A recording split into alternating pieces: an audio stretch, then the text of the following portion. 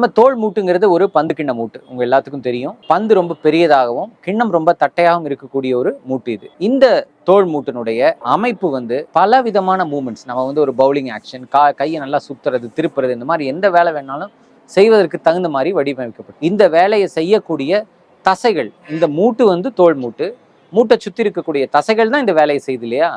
இந்த தசைகளை rotator cuff muscle என்று சொல்லுவோம். இந்த ரொட்டேட்டர் கஃப் மசில் மொத்தம் 4 மசில்ஸ் இருக்கு. தோல் மூட்டினுடைய மேல் புறத்தில் இருக்கக்கூடிய சூப்ராஸ்பைனேட்டஸ், தோல் மூட்டினுடைய பின்புறத்தில் இருக்கக்கூடிய இன்ஃப்ராஸ்பைனேட்டஸ், தோல் மூட்டினுடைய முன்புறத்தில் இருக்கக்கூடிய சப்ஸ்கேப்புலாரிஸ், பின்னாடி இருக்கக்கூடிய டீரிஸ் மைனர்.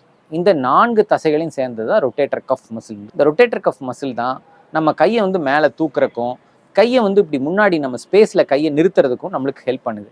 ஒரு பொருளை எட்டி எடுக்கணும், பந்தியில் இலையில சாப்பாடு போட்டிருக்காங்க, அதை அள்ளி எடுத்து சாப்பிடணும், வாய்க்கு கை கொண்டு வரணும், தலைக்கு கை கொண்டு போகணும், இந்த மாதிரி எந்த வேலையை செய்யறதுனாலும் ரொட்டேட்டர் கஃப் மசில் உங்களுக்கு தேவை. இந்த ரொட்டேட்டர் கஃப் மசில் ஒரு வயதிற்கு மேலே, 30 அல்லது 40 வயதிற்கு மேலே யாருக்கு வேணாலும் கிழியலாம். தன்னை போல ஒரு தசை கிழியுமாங்க டாக்டர் அப்படின்னா, தன்னை போல கிழியக்கூடிய ஒரு தசை தான் இந்த தசை. இது தன்னை போலையும் கிழியலாம்.